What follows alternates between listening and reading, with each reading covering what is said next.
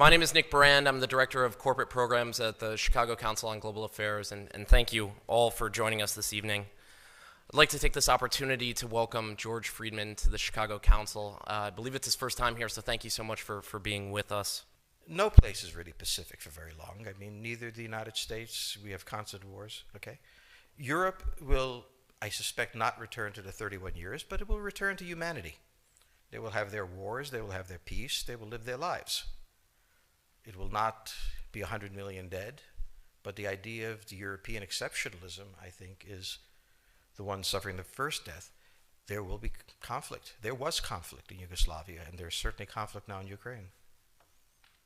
As to the relationship to the United States, we no longer have a relationship with Europe. We have a relationship with Romania, we have a relationship with France. There is no Europe to have a relationship with. Yes, the gentleman in the fourth row over here. Excuse me. By the way, I'm a subscriber.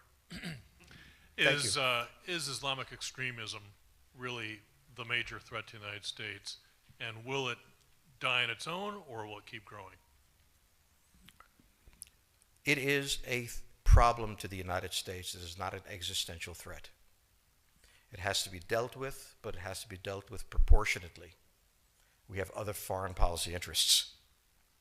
So, the primordial interest of the United States, over which for a century we have fought wars, the First, Second Cold War, has been the relationship between Germany and Russia, because united they are the only force that could threaten us, and to make sure that that doesn't happen.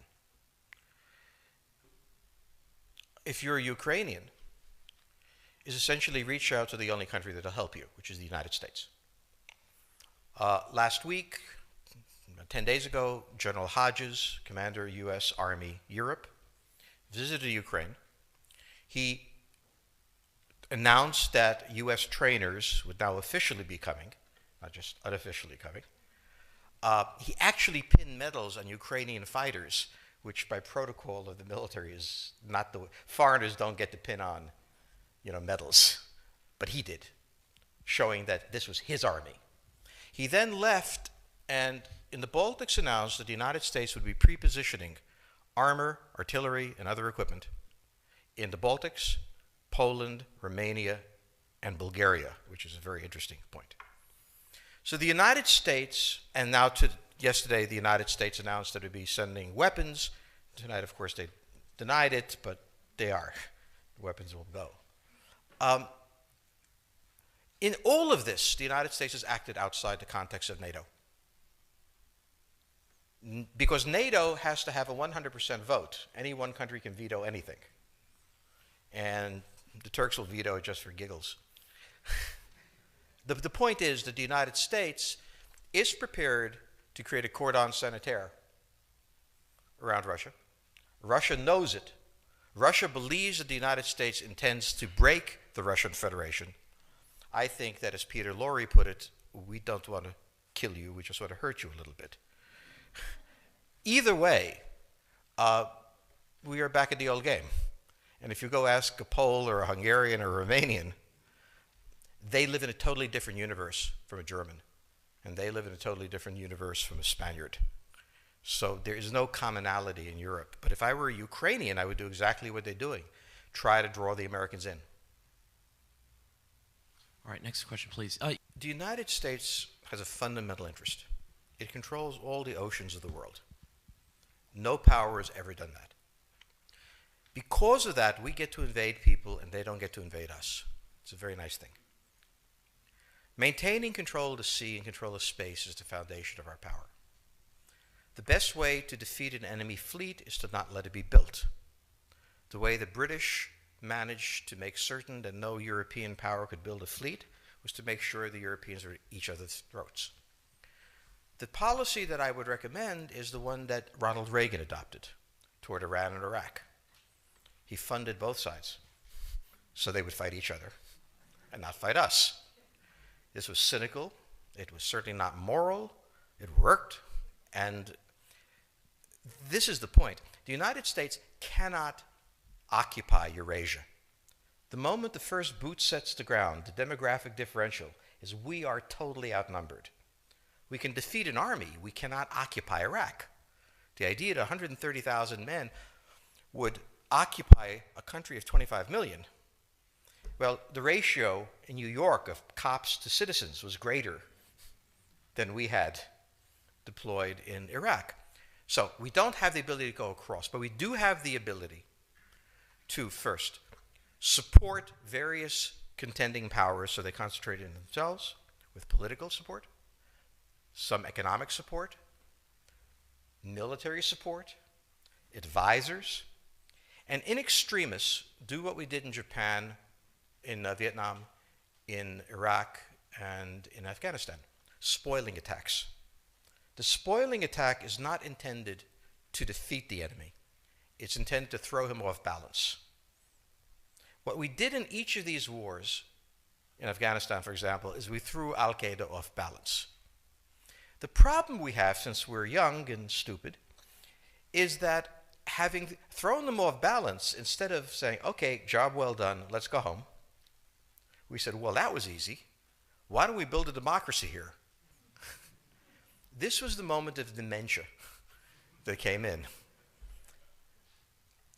The answer, therefore, is the United States cannot constantly be intervening throughout Eurasia.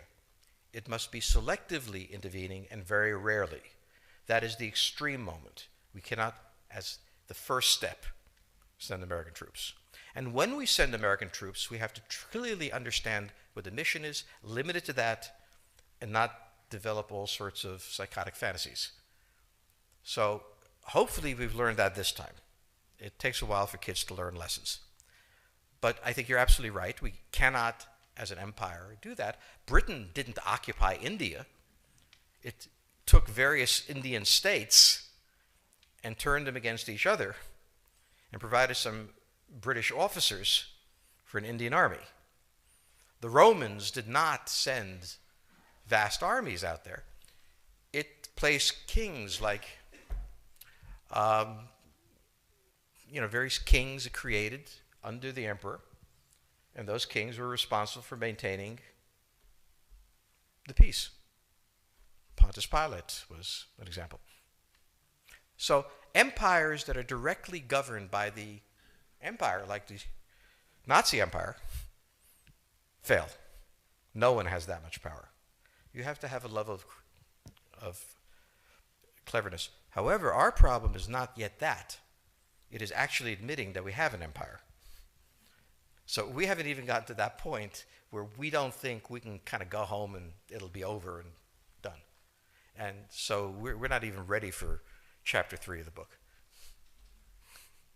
Next question, please. Yes, the gentleman right here in the fourth row.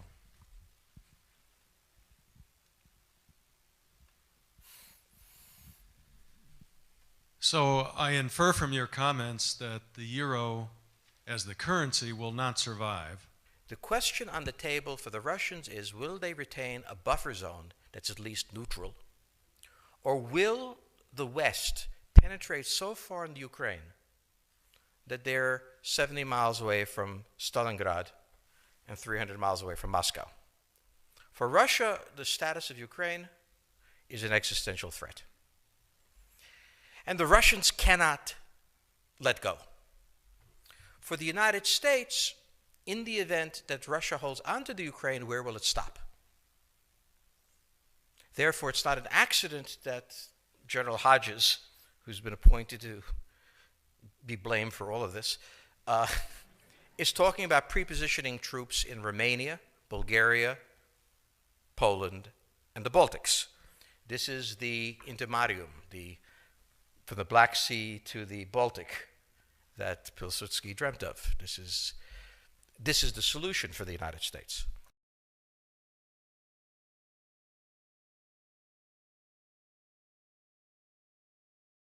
The issue to which we don't have the answer is, what will Germany do? So the real wild card in Europe is that as the United States builds this cordon sanitaire, not in Ukraine, but to the west, and the Russians try to figure out how to leverage the Ukrainians out, we don't know the German position. Germany is in a very peculiar position. Its former Chancellor Gerhard Schroeder is on the board of Gazprom. They have a very complex relationship to the Russians. The Germans themselves don't know what to do. They must export. The Russians can't take up the export. On the other hand, if they lose the free trade zone, they need to build something different. For the United States, the primordial fear is Russian capital, Russian technology, German technology and German capital, Russian natural resources, Russian manpower, as the only combination that has for centuries scared the hell out of the United States. So how does this play out? Well, the U.S. has already put its cards on the table. It is the line from the Baltics to the Black Sea.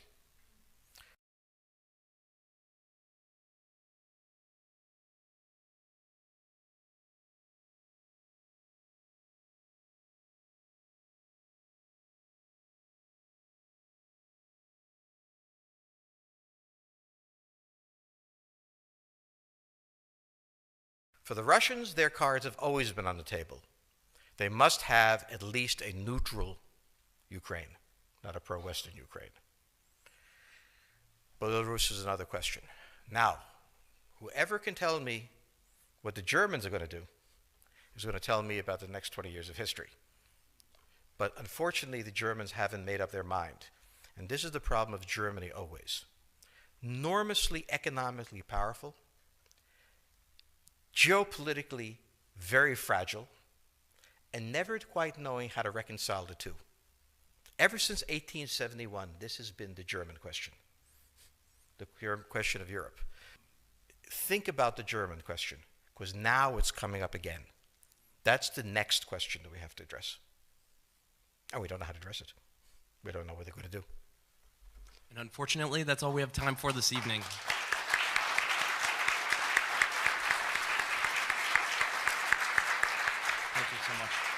Thank you so much, George Friedman. He'll be signing copies of his book in the rear of the room. Thank you as well to the Chicago Club for co-sponsoring this evening. Good night.